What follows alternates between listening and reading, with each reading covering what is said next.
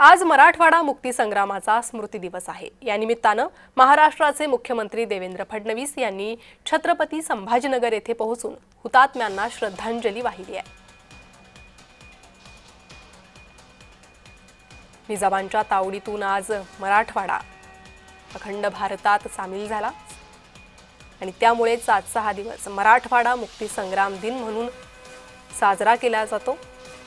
त्या निमित्ताने संभाजीनगर येथे कार्यक्रमाचं आयोजन करण्यात आलं होतं। याला मुख्यमंत्री देवेंद्र फडणवीस यांनी हजेरी लावली, हुतात्म्यांना श्रद्धांजली वाहिली।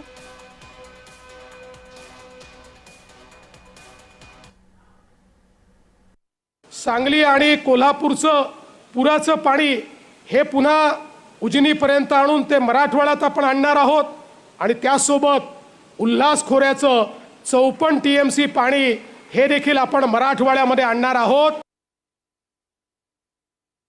सांगली आणि कोल्हापूरचं पुराचं पाणी हे पुन्हा उजनीपर्यंत आणून ते मराठवाड्यात आपण आणणार आहोत आणि त्यासोबत उल्हास खोऱ्याचं 54 TMC पाणी हे देखील आपण मराठवाड्यामध्ये आणणार आहोत।